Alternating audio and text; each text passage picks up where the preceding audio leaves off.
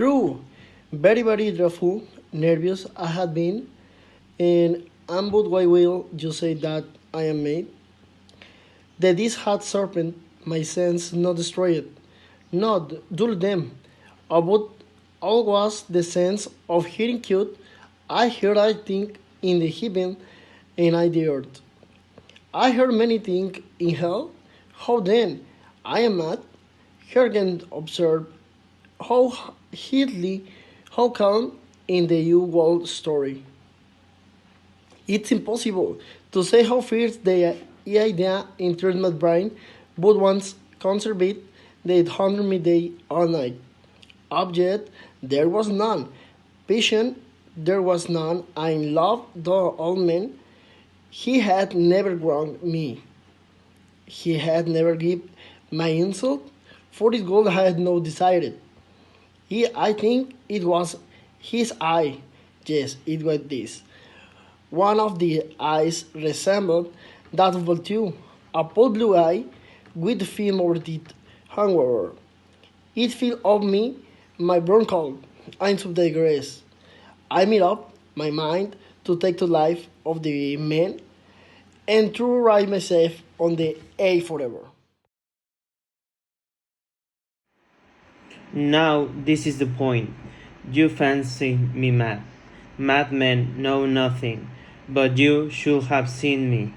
You should have seen how wisely I proceed, with what caution, with what foresight, with what dissimulation I went to work.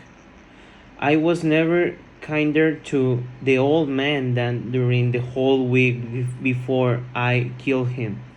And every night, about midnight, I turned the lock of this door, opened it, oh, so gently. And then, when I had made an opening sufficient for my head, I put in the dark lantern, all closed, so that no light shone out. And then I thrust my head. Oh, you would have laughed to see how calmly I thrust it in. I moved it slowly, very, very slowly, so that I might not disturb the old man's sleep. It took me an hour to place my whole head within the opening so far that I could see him as he lay upon his bed. Ha! Would a madman have been so wise as this? And then, when my head was well in the room, I undid the lantern, cautiously, oh, so cautiously, for the hinge cracked. I undid it just so much that a single faint ray fell upon the vulture eye, and this I did for 7 long nights, every night just at midnight.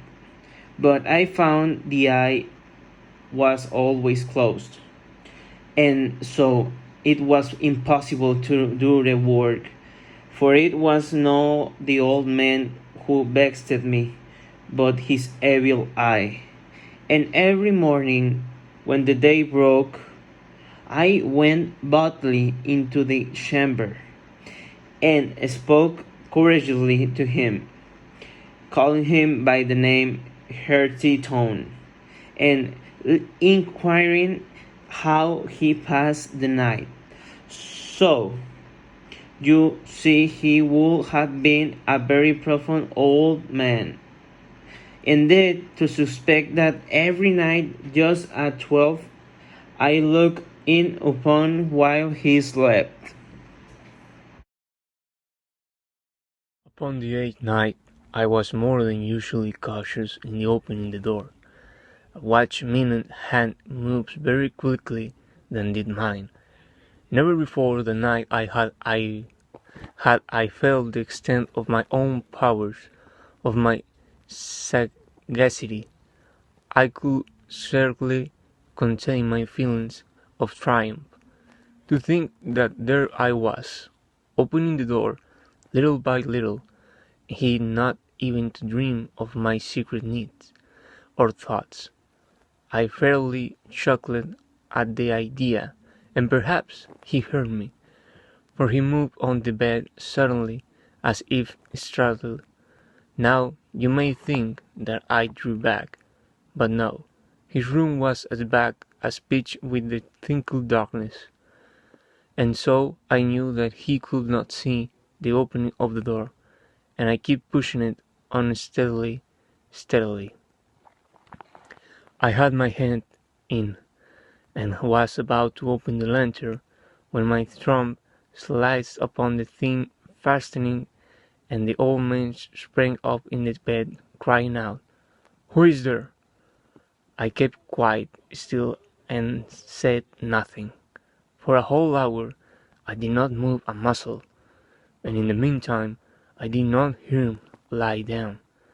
He was still sitting up in the bed listening, just as I have done night after night.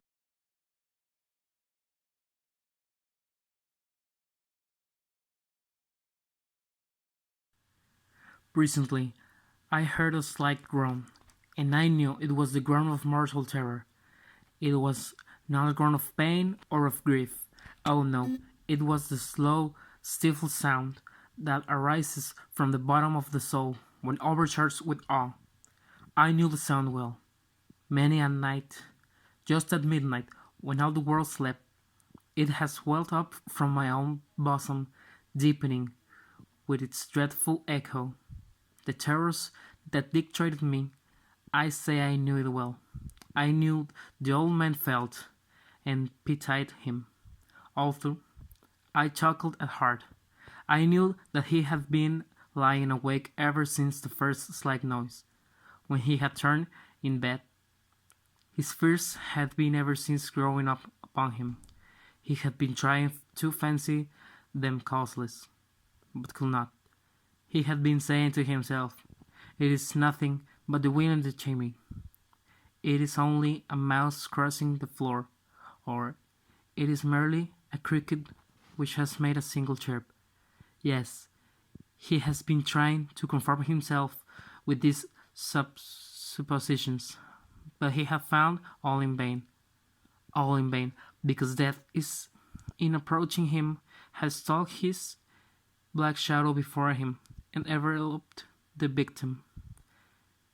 And it was the mournful influence of the unperceived shadow that caused him to feel, although he neither saw nor heard, to feel the presence of my head within the room. When I had waited a long time, very patiently, without hearing him lie down, I resolved to open a very, very little crevice in the lantern. So I opened it. You cannot imagine how stealthy, until at length a single dim ray, like the thread of the spider, shot from out the crevice and fell upon the vulture eye. It was open, wide open, and I grew furious as I gazed upon it. I saw it with perfect distinctness, all a dull blue, with a Hades veil over it and that chilled the very marrow in my bones, but I could see nothing else of the old man's face or person, for I had directed the ray, as if by instinct, precisely upon the damned post. And now, have I not told you that what you make mistakes for madness is but over acuteness of the senses? Now I say, there came to my ears a low, dull, quick sound, such as a watch makes when enveloped in cotton. I knew that sound well too. It was the beating of the old man's heart. It increased my fury, as the beating of a drum stimulates the soldier into courage. But even yet I refrained and kept still. I scarcely breathed. I held the lantern motionless. I tried how steadily I could maintain the ray upon the eye. Meantime, the hellish tattoo of the heart increased. It grew quicker and louder every instant. The old man's terror must have been extreme. It grew louder, I say, louder every moment. Do you mark me well? I have told you that I am nervous, so I am. And now, at the dead hour of the night, amid the dreadful silence of that old house, so strange a noise as this excited me to uncontrollable terror. Yet, for some minutes longer I refrained and stood still. But the breathing grew louder, louder. I thought the heart must burst. And now a new anxiety seized me. The sound would be heard by a neighbor. The old man's hour had come. With a loud yell, I threw open the lantern and leaped into the room. He shrieked once only. In an instant, I dragged him to the floor and pulled the heavy bed over him. I then smiled gaily to find the deed so far done. But for many minutes the heart beat on with a muffled sound. This, however, did not vex me. It would not hurt through the wall. At length it ceased. The old man was dead. I removed the bed and examined the corpse. Yes, he was stone dead. I placed my hand upon the heart and held it 3 many minutes. There was no pulsation.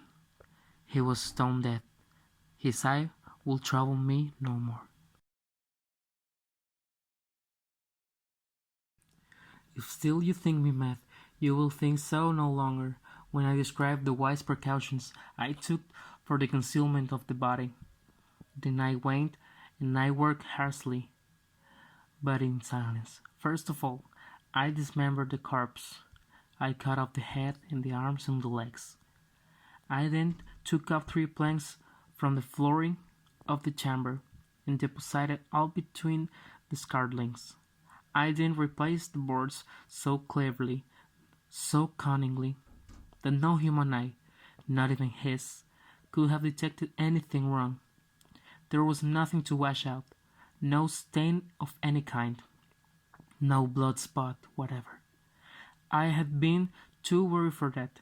A stuff had caught all. Ha ha. When I had made an end of these labors, it was 4 o'clock, still dark as midnight. As the bell sounded the hour, there came a knocking at the street door. I went down so to open it with a light heart. For what had I now to fear? There entered 3 men, who introduced themselves with perfect suavity as officers of the police. A shriek had been heard by a neighbor. During the night, suspicion of foul play had been aroused.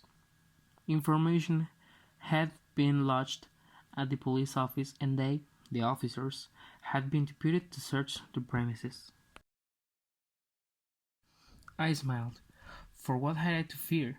I paid the gentleman welcome. The shriek, I said, was my only dream. The old man I mentioned was absent in the country. It took me visitors all over the house. I bade them search well. I led them at length to his chamber. I showed them his treasures, secure in the store. In the enthusiasm of my confidence, I brought chairs into the rooms, and desired them here to rest from their fatigues, while I myself, in the wild audacity of my perfect triumph, placed my own seat upon the very spot beneath which reposed the corpse of the victim. The officers were satisfied. My manner had convinced them. I was singularly at ease. They sat, and while I answered cheerily, they chattered of familiar things. But, ere long, I felt myself getting pale and wished them gone. My head ached, and I fancied a ringing in my ears, but still they sat and still chatted. The ringing became more distinct. It continued and became more distinct. I talked more freely to get rid of the feeling, but I continued and gained definitiveness until at length I found that the noise was not within my ears.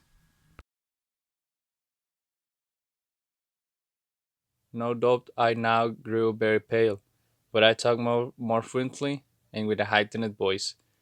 Yet the sound increased, and what could I do? It was a low, dull, quick sound, much such a sound as a watch makes when enveloped in cotton. I gasped for breath, and yet the officers heeded not. I talked more quickly, more vehemently, but the noise steadily increased. I arose and argued about trifles in a high key and with violent gesticulations, but the noise steadily increased.